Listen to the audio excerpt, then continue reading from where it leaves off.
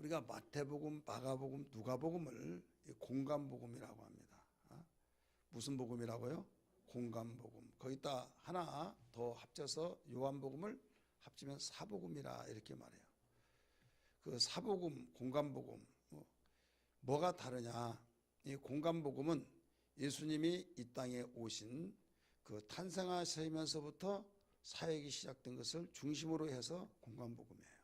근데 사복음은 이 세상에 오시기 이전부터 계셨다 해서 그 이전부터 다루었기 때문에 복음 중에서 그 다른 복음보다 더 깊이 있는 복음이라 해서 사복음 속에 들어가는 겁니다. 다시 말해서 나무로 말한다면 그냥 열매만 이야기했다고 한다면 이 나무의 족보를 보면 그 우리나라에서는 이렇게 나오지 않고 저 외국에서 가지고 와서 이렇게 했다. 우리나라에서 자라고 어디 지방에서 자라고 거기서부터 시작됐다고 한다면 이 나무의 원조가 어디냐 해서 저 외국 어디에서 가지고 와서 거기에서 이렇게 해서 이렇게 왔다. 거기까지 깊이 이야기하면 그 덧뿌리를 알 수가 있죠. 그래 예수님도 마찬가지예요. 그 마태복음 보면 그 아브라함의 자손이라고 하면서 그 계보가 쭉 나옵니다. 그래서 아브라함이 이삭을 낳고 이삭이 야곱을 낳고 해서부터 계속 나와서 예수님의 나심까지 딱 나와요. 이게 바로 이 마태복음의 1장부터 특징이에요. 그런데 누가복음은 그 이 마리아에게서 나온 예수부터 시작해서 위로 올라갑니다. 그 이상은 해서 마태복음에서는 아브라함에서부터 시작해서 예수까지 나왔다고 한다면 누가복음은 이제 아브라함도 나오고 아브라함의 그 이상은 해서 누구까지 나면 그 이상은 해서 하나님까지 나옵니다. 그래서 그 이스라엘 민족의 조상이 누구냐? 아브라함이죠. 그래 아브라함에서부터 시작해서 나왔다고 한다면 그 인간의 그 창조자는 누구냐? 하나님이다. 예, 누가복음은 그렇게 그 강조하고 있어요. 그러면 요한복음 무엇을 가리키고 있느냐? 예수님이 이 세상에 오시는데 그분은 태초부터 계신 분이다. 그래서 1장 1절에 태초에 하나님이 계신다라고 하면서 말씀이 계시니라. 그래서 말씀하면 우리가 언어, 위에 어른들이 말하면 말씀, 누구의 말씀 이렇게 생각할까봐 거기에 설명을 합니다. 원어에 보면 노고스라는 말이에요. 이 노고스는 그 이성 이렇게도 해석을 하고 있습니다. 이 철학자들이 사용할 때 노고스는 이성이에요. 그래서 이데아 생각 자체가 자기 속에 있는 생각이 뜻이 있으니까 생각을 하고 생각이 있으니까 뜻이 있고 그래서 이것을 노고스라 이렇게 말해요. 그래서 노고스를 일반적으로 볼 때는 그 철학 그리스 시대에 이 신약은 그리스어로 기록됐잖아요. 헬라어로. 이때 노고스라고 하는 말로 사용되니까 그 노고스를 그들이 입장에서 사용하면은 그냥 이상이다, 생각이다 이렇게 할까봐 여기에서 부연 설명합니다. 이 말씀은 곧 하나님이시라라고 하면서 세상적으로 노고스를 사용하는 거기에 플러스 알파 가미를 시켜주면서 너희들이 알고 있는 그런 노고스가 아니라 너희들이 알고 있는 그 노고스 그분이 하나님이다 이거죠. 예를 들어서 우리는 하나님 하면 우리가 믿는 하나님으로 생각하잖아요. 그래서 하나님 믿으라 하나님 섬기라 하면 나도 하나님 섬깁니다. 그러면 어느 교회 나가십니까? 막 반가워가지고 그러면 나 절에 나갑니다. 부처 섬깁니다. 그러면 하나님 믿는다며요. 그러면 당신이 믿는 하나님만 하나님이냐? 하나님이란 단어도 모르네 제 양반 하면서 하나님이라는 것은 못하실 것이 없는 전능자를 하나님이라고 그래 이렇게 말합니다. 그러면 에이 그게 아니라고 막 하면서 우리 기독교 하나님만 하나님이라고 생각하면 그 다음부터 뭐라고 했어요? 에휴 저 무식쟁이하고 무슨 말을 하냐 그러면서 혀를 차며 그냥 말 섞기가 시간 아깝다고 가버리는 거예요. 여러분이 알아야 할 것이 뭐냐면 하나님이란 단어는 히브리어로 엘로힘 이런 뜻이에요. 엘로힘. 근데 엘로힘이란 말은 전능자라는 뜻이에요. 그럼 모든 일에 못할 것이 없다. 이 뜻이 하나님이에요. 그러니까 이방인들도 자기 신을 섬기잖아요. 자기 신을 섬길 때 그게 하나님이에요. 자기 신을 섬기니까 내가 섬기는 신은 못할 것이 없다. 이것을 알고 섬긴 거지. 내가 섬기는 신은 지저리게 못났어. 아무것도 못해줘. 그러면 누가 섬기겠어요? 못해줄 망정 믿음에는 내가 섬기는 신은 모든 걸 다 해주신다. 나무 밑에서 100일 공을 들이면 아들을 점지해서 낳게 해준다. 그걸 믿으니까 그렇게 100일 동안 100일 기도를 한 거예요. 돌탑 밑에서 정성을 들이면 또 자기의 딸 낳고 싶을 때 그렇게 하면 딸 난다. 이것은 그냥이 아니라 내가 섬기는 신 하나님이 그렇게 낳게 해준다. 그러니까 그들이 믿는 하나님은 우리가 믿는 하나님과 달라요. 그래서 우리가 믿는 하나님이나 그들이 믿는 하나님이란 하나님 뜻은 똑같아요. 전능자. 그래서 그들이 믿는 하나님과 다른 차별화를 시키기 위해서 거기에 무엇을 붙이냐? 여호와라는 말을 붙이는 거예요. 따라서 여호와. 그래서 반드시 우리가 믿는 하나님은 여호와 하나님. 이렇게 여호와라는 단어가 붙지 아니하면 일반적인 하나님 똑같은 거예요. 모든 종교가 섬기는 신이 있어요. 그걸 하나님이라고 그래요. 이건 성경에 열왕기상 18장에 나옵니다. 열왕기상에 누가 나온가 하면 아비란 왕이 나오는데 이스라엘 나라가 남쪽과 북쪽으로 나눠졌을 때 남쪽 나라를 유다 왕국이라 하고 북쪽 나라를 이스라엘이라고 합니다. 다윗, 솔로몬, 또 사울, 다윗, 솔로몬 이 세 왕은 통일시대 왕이라고 합니다. 이스라엘 나라가 나눠지기 전에 40년씩 통치를 해서 120년 동안 치리를 했어요. 세 왕에 의해서. 근데 솔로몬 시대부터 나라가 남쪽과 북쪽으로 나눠졌어요. 우리나라가 남쪽과 북쪽 나눠지듯이. 그래 남쪽에 우리나라는 서울이 수도고 북쪽에는 평양이 수도인 것처럼 이스라엘의 남쪽의 수도는 유다입니다. 그 다음에 북쪽은 사마리아예요.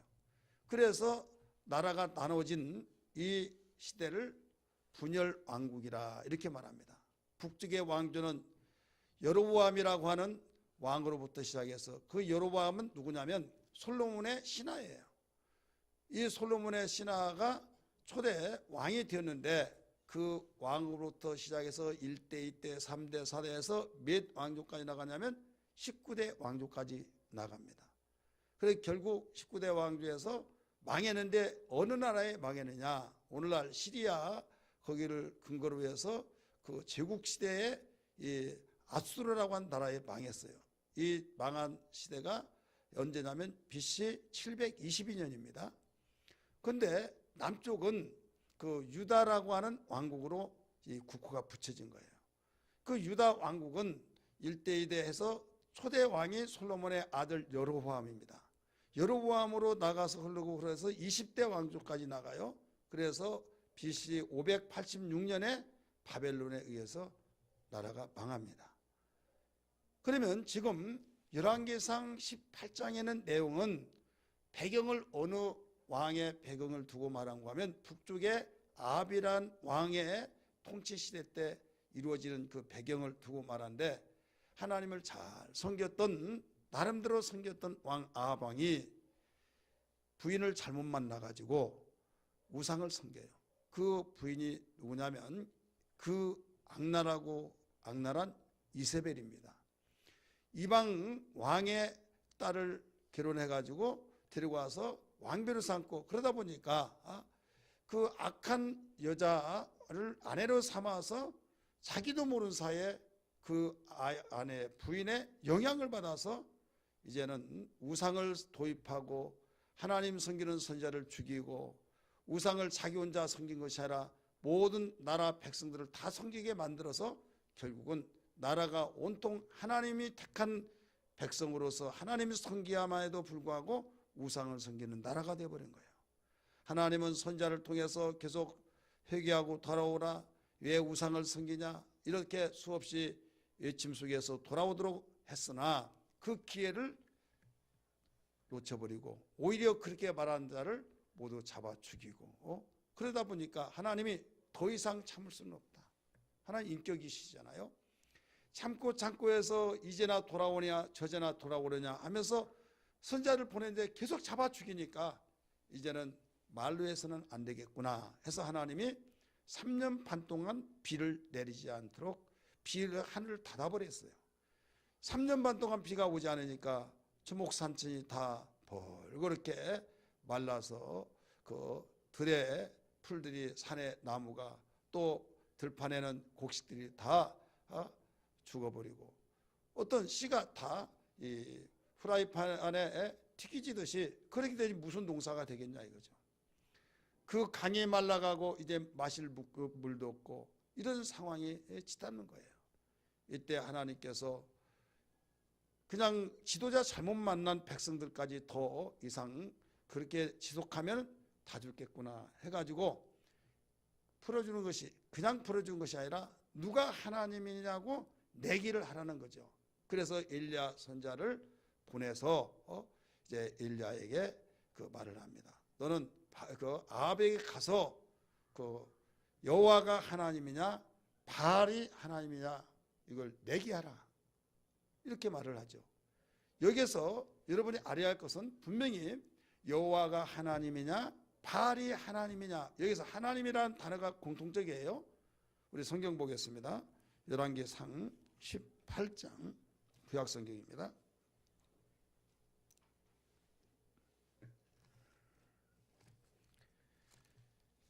열왕기상 18장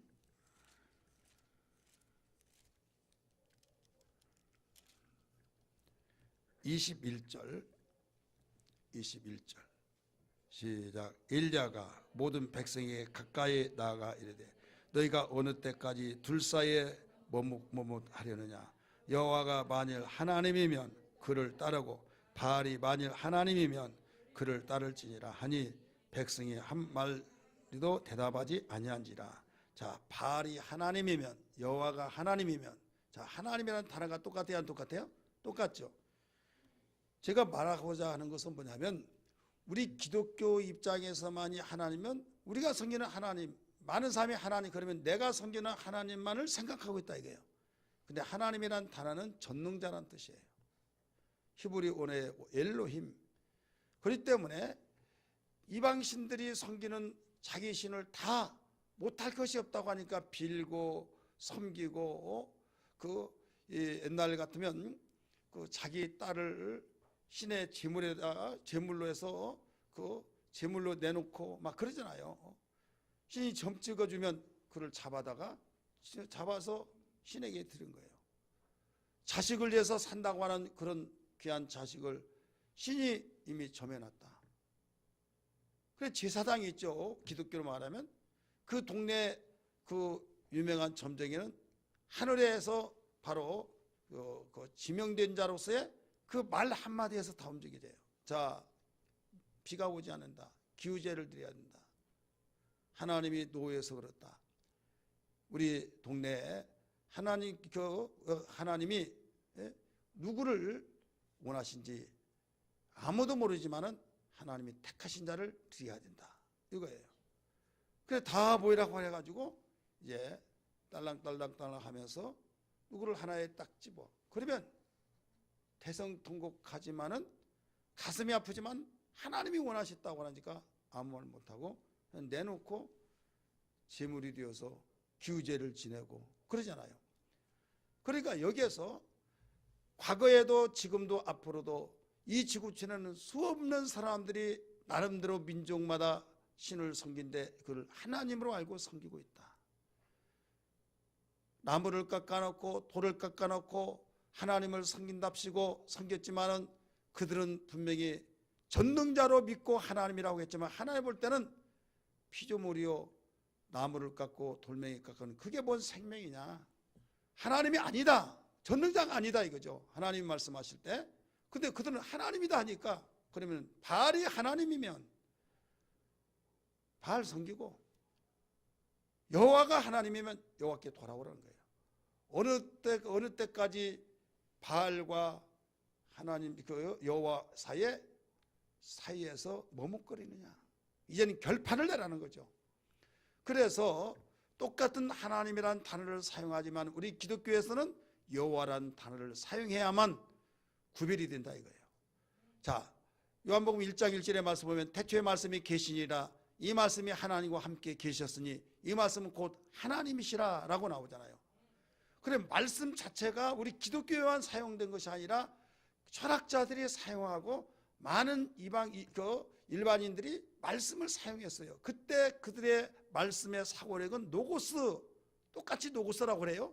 근데 정신, 또 이상, 생각, 이렇게 생각해서 자기들이 생각하는 범주 있잖아요. 오늘날을 말한 철학적인 정신, 그게 바로 노고스예요. 그러니까 철학자는 신을 인정합니다. 신께서 근데 우리가 말한 신이 아니에요. 그들은 어느 신인가는 모르지만 분명히 신이 있다. 그래서 노고스가 막 하면 우리는 똑같이 노고스 쓰니까 그들도 하나님 말씀을 믿네 막 이렇게 생각하면 오해입니다. 그래서 사도 요한은 여기에서 너희들이 말한 노고스하고 우리가 말한 노고스는 다르다. 너희가 말한 노고스는 문자적으로 분명히 노고스지만은 우리가 말한 노고스 그분은 하나님이다. 하나님. 바로 천지를 창조하신 하나님이다. 절대자다. 그래서 3절에 그 말씀으로 하지 않고는 세상이 지어지지 않는 것이 하나도 없다 하면서 노고스 대신 하나님이 천지를 창조하셨다고 요한복음 1장 3절에서 가르쳐주고 있습니다. 우리 요한복음 1장 다 찾습니다. 노고스에 대해서 설명을 했어요.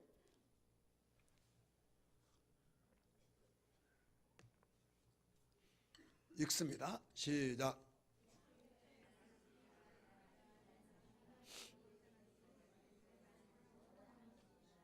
(3절)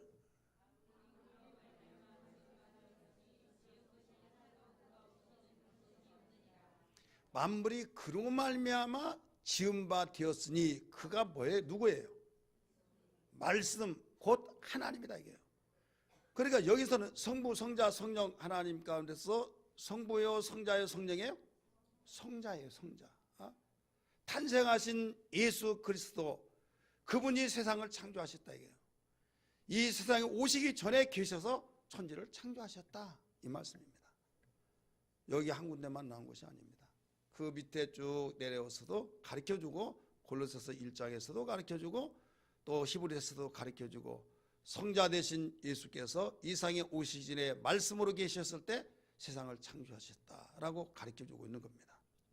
오늘 이 자리에 참석하는 우리 성도들, 무엇보다도 본문의 말씀 보니까 천사들이, 목자들이 양을 치고 저녁에 지금 울 안에 집어넣고 지키고 있을 때 하늘에서 천군 천사가 내려와서 찬양을 하고 있는 거예요. 찬양하고 있을 때 빛이 쫙 비추면서 이게 무슨 영문인지 몰라서 그들이 골몰하면서 집중하고 있었을 때 내가 너희들에게 온 세상에 미칠 좋은 기쁜 소식을 전하겠다 하면서 오늘날 너희 다윗의 동네에 구주가 나셨다. 강보에 쌓여 있어서 지금 나셨는데 그게 바로 표적이다. 그러면서 여기에 대해서 가보아라, 확인해 보라는 거예요. 그러면서 지극히 높은 곳에서는 하나님께 영광이요 땅에서는 기뻐하심을 입은 사람들의 평화로다 하면서 찬양을 하고 하늘로 올라가 버린 거예요. 하늘로 올라갔을 때 야, 신기하다. 이럴 수가 있냐. 그래서 천사들이 전해줬던 그 내용을 따라서 우리 가보자 해서 베들레헴으로 간 거예요. 어떻게 베들레헴을 알았습니까? 천사가 가르쳐 준 거예요. 오늘날 다윗의 동네에, 다윗이 고향이 어디예요? 베들레헴이죠. 그래서 베들레헴으로 가는 거예요. 베들레헴으로 가보니까 아이를 낳은 데 구육간에서 아이를 보듬고 있는 그 모습을 보고 거기에서 우리가 여차 어디에서 왔습니다. 양을 치는 목자인데 사실은 하늘에서 천군 천사들이 이 소식을 가르쳐서 왔습니다. 그래서 사람들이 의아심하고 야, 그렇구나, 신기하네 신기하네 하는데 누구는 마음에 두니라? 마리아는 마음에 두니라. 오늘 본문에 나오잖아요. 그래서 이 내용을 가사를 삼고 찬양이 어떤 찬양이 나왔느냐, 123장이 나온 거예요. 우리 123장 한번 불러볼까요?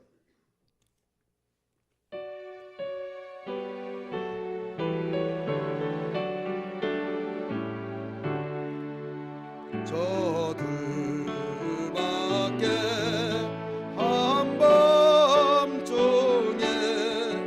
양tom에 젖은 목자들 전사들이 전하여준 전하신 소식 들었네.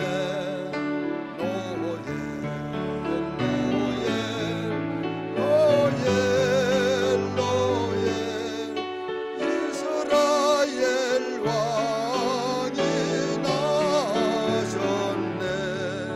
저 동방에 별 하나가 이상한 빛을 비췄네. 이 땅 위에 큰 영광이 나타날 징조 보였네.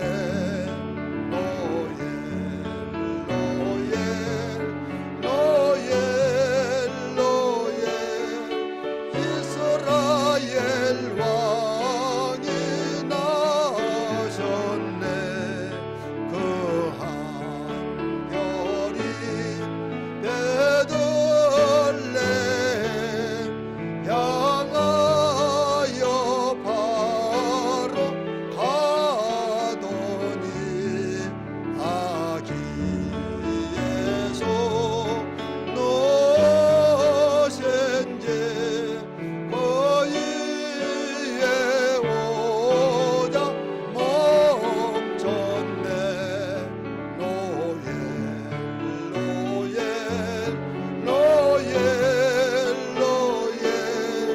이스라엘 왕이 나셨네. 저 동방의 박사들이 새아기 보고 절하네. 그 보배야 다 열어서 세 가지 예물 드렸네.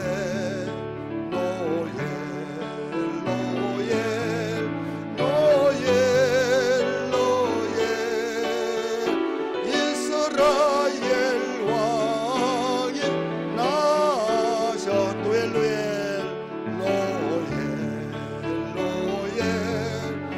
왕이 이스라엘 왕이 나셨네. 아멘. 성탄절 노래 많이 부르세요. 이제 언제까지 불러요? 아무리 많이 부르려고 하지만요, 그 부활절 때 부르면 어울리질 않아요. 또 한여름에 고요 한번 불러보세요. 내가 아는 어떤 그 전사님이 우리 다 같이 고요 한번 부릅시다. 근데 언제 부르냐면 그 한여름에 불렀어요. 그러니까 담임 목사님이 막 성격이 얼마나 급하든지 미치지 않았냐고 막 가면서 찬송도 부를 때가 있고 부를 그 말씀과 연결시켜야 하는데 지금 크리스마스라고 막 하면서 그 야단 맞는 그런 것을 보면서 그렇습니다. 대화라고 하는 것은 그 말하고 거기에 답변해서 또 물어보기도 하고 이렇게 주거니 받거니 이게 교제가 되어지고 대화가 이루어진 거예요. 그런데 동문서답하면 저 사람하고 좀 대화가 안 된다, 좀 이상하다, 그래서 멈춰버린 거예요. 그래서 성탄절 때 그 어떻게 보면 찬양도 제대로 부르지도 못하고 끝나는 경우가 있어요. 그래서 두 번째 2주간에 걸쳐서 109장부터 129장까지 우리 성탄절에 관련한 찬양을 다 불러봤습니다. 누가 인도했어요? 홍순대 목사 인도했어요. 누가 가르쳤어요? 모르는 내용들 많죠. 그런데 몇 년 전에 제가 가르쳤다면 나도 웃어요. 혼자 막 깔깔 끓고 목소리도 나오지 않고 완전히 한 옥타브가 아니라 2옥타브씩 막 내려서 부르고, 그래서 우리 코스모스 집사님이 재치있게 내 음에다 맞춰서 막 찬송을 반주해서 괜찮았죠. 그냥 곡대로 반주하면요, 노래하는 선 곡하고 피아노 반주하고 완전히 격차가 나가지고 완전히 이상해져 버린 거예요. 그런데 지금은 많이 따라가요. 그래요. 우리 피아노 반주하면서 많이 따라가요, 안 따라가요?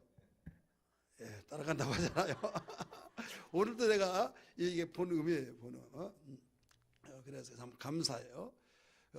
제가 해보니까 경험자인데 나는 목소리가 안 나와 하여서 내 목소리에다 그냥 맞추면요 발전이 없더라고요.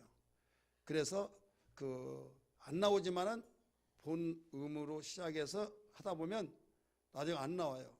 그래서 여러분들은 조금 힘들어요. 만약 힘드신 분은 일어나서 부르세요.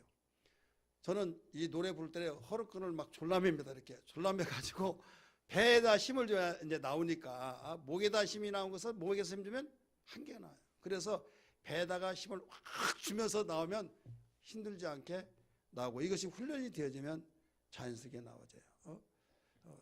설교 시간에 별수를 다 하네. 예, 찬양을 우리가 온전하게 하기 위해서 잠깐의 말씀을 드렸어요. 자, 저들밖에 목자가 양을 치면서 하늘의 천사들의 소리를 듣게 된 거예요.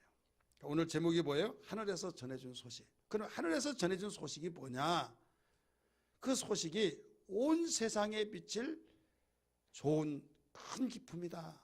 이렇게 성경은 가르쳐주고 있어요. 10절에 한번 봅니다. 하늘에서 전해준 소식이 뭐냐? 같이 읽습니다. 시작. 천사가 이르되 무서워하지 말라. 보라, 내가 온 백성에 비칠 큰 기쁨의 좋은 소식을 너에게 전하라. 자, 하늘에서 천사가 전해줬어요. 그 전해준 그 소식이 뭐냐? 한마디로 말한다면 온 백성에게 미칠 큰 기쁨의 좋은 소식이다. 한마디로 말하면, 함축시켜서 말하면 복음이에요. 자, 복음이란 원어의 뜻이 뭐냐면 깊은 소식이에요. 근데 한 동네만 깊은 소식이 아니라 온 세상 사람들이 똑같이 기뻐하는, 어떤 처지 형편을 따질 것 없이 누구나 다 깊은 소식, 이게 복음이에요. 세상에는 기뻐하는 소식이 있는 반면에 이쪽에서는 초상집이 돼요. 여기는 좋아서 춤을 추는데 여기는 통곡을 해요. 이건 기쁨이 아니에요. 도박에서 돈을 땄어요. 여보, 나 돈 벌어서 기쁘죠? 그러면 그 소리를 듣고 너무나 좋아서 벌써 같이 뜁니다. 그런데 돈 잃은 사람은 완전히 자살했어요. 그러면 여기서는 좋은데 저는 자살이 일어나요. 이건 기쁜 소식이 아니에요. 기쁜 소식은 천인이나 아니면 천민이나 그렇지 않은 사람이나 남자나 여자나 또 이 노년층에 있는 분이나 또 어린아이나 할 것 없이 과거의 사람이나 지금의 사람, 앞으로 미래의 사람도 모두 똑같이 시대를 초월해서, 성을 초월해서, 또 처지 입장의 환경을 초월해서 한결같이 함께 기뻐하는 거예요. 세상에 그런 것이 어디 있냐? 그건 하늘에서 전해준 소식만이 그렇습니다. 그러면서 온 세상에 미칠 큰 기쁨의 좋은 소식을 너에게 전하노라, 이거예요. 그러면 자, 다시 한번 정리합니다. 오늘 제목이 뭐라고 했어요? 하늘에서 전해준 소식이에요. 하늘에서 전해준 소식이 한마디로 뭐냐? 온 세상에 미칠 큰 기쁨의 좋은 소식이다. 온 세상에 미칠 큰 좋은 기쁨의 소식이 그럼 뭐냐? 이게 11절이에요. 11절 읽습니다. 11절 시작. 오늘 다윗의 동네에 너희를 위하여 구주가 나셨으니 곧 그리스도의 주시니라. 구주가 나셨다고 하는 이 사실, 이 사건이 가장 큰 세상에 영향력을 끼치고 세상의 절망과 좌절 속의 슬픔과 바로 좌절 속에 있는 그들에게 소망과 기쁨과 위로가 되어질 소식이다, 이거죠. 오늘 다윗의 동네에 너희를 위하여, 누구를 위하여? 우리 각각 듣는 자들을 위하여, 온 세상의 사람들을 위하여 구주가 나셨다. 구주란 말은 무슨 말입니까? 구원하신 주인이에요. 내가 죄 때문에 죽고 내가 어떤 환경과 어려운 적등 나이가 죽을 위기에 있어서 나는 절망과 죽는다고 한 사람이 기뻐할 사람이 누가 있어요? 절망하고 있는 그들에게 구원해 주신 구세주예요. 그분이 태어난다는 거예요. 그러면서 빨리 가서 가봐라. 강보에 쌓여있다, 보자기에 쌓여있다 이게요. 이게 표적이라는 표적. 그래서 그 소식을 전해주면서 하나님께는 영광이 되고 땅에서는 평화가 되는데 단서가 하나 붙습니다. 14절의 말씀이니까 땅에서는 그 탄생하신 구세주 그분이 태어났다는 걸 기뻐하는 사람들에게는 평화가 된다는 거예요. 할렐루야. 여러분, 아무리 좋은 것이라 할지라도 먹으라고 밥상을 차려놓지만 먹지 않은 자는 영양이 공급받을 수 없듯이 영양을 공급받을 수 있는 사람은 먹는 사람만이 공급되어집니다. 할렐루야. 먹지 않으면 나하고는 관계가 없는 거예요. 아, 맛있겠다, 좋겠다, 아름답고 이 음식이 예술이네요. 아무리 그렇게 입으로 말한다 할지라도 내 속에 영양이 들어올 수가 없어요. 먹어야만 돼요. 먹어서 맛있다고 하는 사람이 바로 대접해 준 사람은 기쁘고 너무나도 기뻐서 고맙습니다, 감사합니다. 여러분, 음식을 대접했을 때 대접한 사람이 고맙습니다, 감사합니다 합니까? 먹는 사람이 고맙습니까, 감사합니다 이렇게 말합니까? 내가 그럴 줄 알았어요. 그래서 함정을 내가 항상 만들어놔요. 말하는 의도를 잘 알아들어요. 여러분, 먹는 사람이 고맙습니다, 감사합니다 그 누가 안 합니까? 다 하죠. 다 하는데 지금 내가 말하는 의도는 그건 물론 하지만은 대접한 사람이 고맙습니다, 감사합니다 한다 이거예요. 아니, 대접하는데 그런 말 할 이유가 뭐가 있어요? 너무 잘 먹었습니다. 내가 지금 머리 틀라고 이렇게 맛있게 먹는 처음이에요. 그러면 막 좀 죄송한데 더 먹으면 안 돼요? 그러면 여기 있다고 하면서 고맙습니다, 감사합니다. 아니, 음식 없어진데도 고맙대, 감사대. 누가 감사해야 할지를 모르는데 이해가 안 되죠. 그런데도 불구하고 대접한 사람이 고맙고 감사하다고 한다 이거죠. 여러분, 이 땅에 아들 예수를 보내신 하나님께서 영광을 받으심인데 그 이유는 너무 기뻐하니까 우리를 구원하실 구세주가 오신 것을 기뻐하면서 야, 우리는 살았다, 야, 우리는 다시 회복될 수 있고 재기할 수 있다 하면서 벙벙 뛰면서 막 벌쩍벌쩍 뛰면서 너무 기뻐하니까 그 모습을 보고 하나님이 영광을 받으신 거예요. 할렐루야. 당사자인 그 고백한 사람 마음의 평안이 되어진 거예요. 누가 한 분 나심으로 인하여서 그렇게 됩니까? 바로 구세주가 나심, 구주가 나신 그 사건으로 인하여서 소망이 생겼고 우리의 삶에 의욕이 생기고 슬픔에서 위로를 받게 되고, 그래서 온 세상에 미칠 가장 큰 깊은 소식을 너에게 전하러 가는 그 전하는 그 소리가 우리에게 소망이 되어진다 이거예요. 우리에게 능력이 되어지고 우리의 삶의 의욕을 불러일으켜준다는 걸 믿으시길 바랍니다. 복음은 그렇습니다. 이 자리에 참석하는 우리 애광 식구 모든 성도들이여, 우리가 복음을 알지 못하면 내가 예수를 왜 믿나, 내가 억압받으며 생활해, 내가 왜 제한받고 구속받아, 내 마음대로 살았던 내가 왜 여기에 종교생활하면서 억압을 받나. 여러분, 그런 생각을 신앙 초기에는 한두 번씩 다 해봤을 거예요. 그러나 하나님께서 아들 예수를 이 세상에 보내신 것이 나를 구원하시고 온 세상에게 미칠 가장 큰 좋은 소식을 우리에게 일러주신 그 사건이 나의 구세주가 되고 나를 구하는 구주가 되시기 때문에 그분이 없이는 나가 살 수 없고 그분이 없이는 나는 소망이 없고 그분이 없이는 나에게 어떤 희망이란 것이 있을 수 없는데, 그분으로 인하여 내가 살게 되었고 내가 새로운 삶이 시작됐다고 생각을 알 때에 여러분, 제2의 인생을 내가 새롭게 출발했다라고 고백이 아니 될 수 없다는 걸 믿기 바랍니다. 한 가지 중요한 것은 마태복음은 동방박사부터 나옵니다. 이 목자의 사건이 나오지 않습니다. 누가복음은 목자가 나오고 동방박사 사건이 안 나옵니다. 똑같은 복음인데 왜 그럴까? 여러분, 혹시 거기에 대해서 생각을 해본 일은 있지 않는지요? 누가복음에는 이 들에서 양을 치고는 목자들에게 하늘에서 천사가 나타나서 바로 너희들에게 오늘 온 세상이 미칠 가장 큰 기쁜 소식을 전한다고 하면서 하늘에서 전해준 소식을 듣고 가서 확인하고 하나님께 영광 찬송을 돌리는 사건이 나오는데 동방박 사건이 안 나온다. 마태복음은 이미 말씀드렸던 것처럼 동방에서 온 박사들이 아기께 경배하기 위해서 유대인의 왕으로 나으신 이가 어디 계시뇨? 우리가 그에게 경배하러 왔다고 말합니다.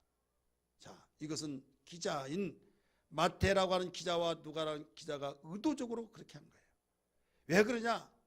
내가 이 편지를 쓰는, 내가 이 복음을 쓰는 대상이 누구냐에 따라서 달라진 거예요. 똑같은 사건에서 신문 기자들이 모든 걸 타전시키면서 거기에 핵심적인 그 내용을 타전시킨데 주변의 환경과 주변의 여건 같은 것은 다 생략하더라도 가장 핵심적인 것을 거기에 빼놓을 수 없는 것들을 보는 관점마다 다르죠. 카메라를 여기서 전체 나오게 찍을 수도 있고 부분적으로 나올 수 찍을 수도 있고, 그래서 왜 똑같은 장소인데 이렇게 다르냐라고 생각하겠지만은 분명히 나는 이 부분이 더 중요하기 때문에 거기에 초점을 맞춰 찍고 나는 전체적인 것을 나는 설명해 줘야 하기 때문에 이 부분이 좋았다. 그래서 이 찍었다라고 하듯이 마태라고 하는 제자는 대상이 누구냐면 유대인이에요. 대상이 유대인인데 유대인에게 바로 복음을 전해야 하는데 유대인들은 무엇을 최고 으뜸으로 삼고 자부심을 강요하면 우리는 아브라함의 자손이다. 아브라함의 자손이요. 우리는 아브라함이 없이는 우리는 있을 수 있는 존재가 아니다. 하나님이 아브라함을 불러서 택하여서 우리를 택한 민족으로 삼으셨다. 그러니까 아브라함이 없는 민족은 있을 수 없고 그들에게 정말로 선민으로서 얼마나 선민의식 자부심을 가지고 산지 몰라요. 그래서 아브라함부터 시작한 거예요. 그래서 세계 만방에 우리는 전해줄 왕족이다라고 생각하면서, 그래서 여기에 왕의 이름들이 많이 나오죠. 그런데 문제는 너희가 왕족이라고 하고 택한 선미라고 하면서 얘 경배하지 않느냐. 이방의 사람이 먼저 와서 경배했다. 그것도 너희가 경배냐? 이거예요. 말로만 택함을 받았다고 하고 경배하지 않은 민족이 당신들이 무슨 경배냐? 하나님은 행한 것을 원하신다. 이것을 가르쳐주고 있는 거예요. 믿으시길 바랍니다.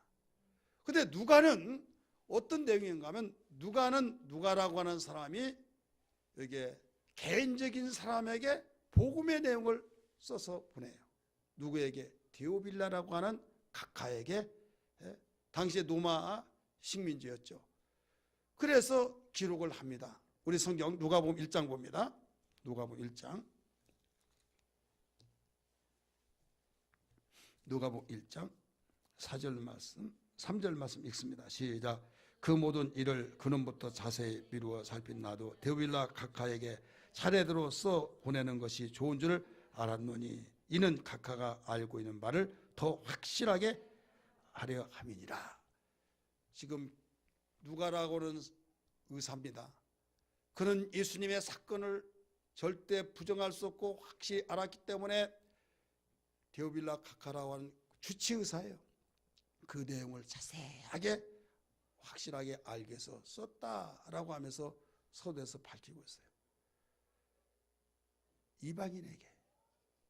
이방인에게 쓰는데 대상이 이방인인데 하나님의 아들 이상이 오셨다라고 하면서 그 사람이 태어난 것은 하늘에 툭 떨어져 나온 것이 아니다. 그 위가 있고 그 위가 위에서 바로 근원부터 내려온 것이 아니라 밑에서부터 올라가서 근원이 누구냐? 하나님이다 라고 해서 끝이 나죠. 사장에 보면 그 이상은 하나님이라.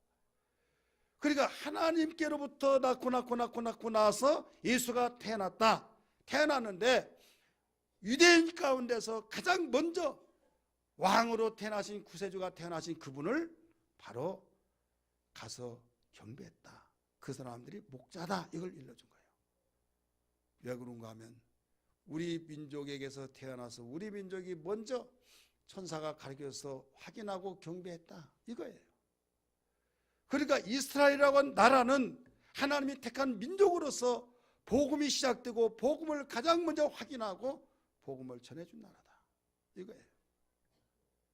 근데 역으로 마태는 자기 민족이 택함을 받았다고 하면서 말로는 잘 섬긴데 행함이 없다 해서 동방박사가 먼저 경배한 것을 가르쳐주면서 그들의 자신들을 되돌아보라고 일러준 거예요. 이해가 되고 깨달아지면 아멘 하시기 바랍니다. 자, 오늘 우리에게 주신 메시지는 뭡니까? 예수 탄생으로 인하여서 복음은 태어난 곳에서부터 시작됩니다. 가장 깊은 소식, 거기에서 두루두루 퍼져서 이제 전해지 않은데 계속 전해져서 택한 것은 이스라엘 백성을 택했고 거기서 예수가 태어났고 예수께서 복음을 전했던 것이 계속 전해진 거예요. 만약에 전해지지 않은 다음에 이제 역으로 돌아온 겁니다. 역으로 돌아와서 터키라고 하는 나라는 성세 땅이라고 말합니다. 전역이 다 성세의 흔적들이에요.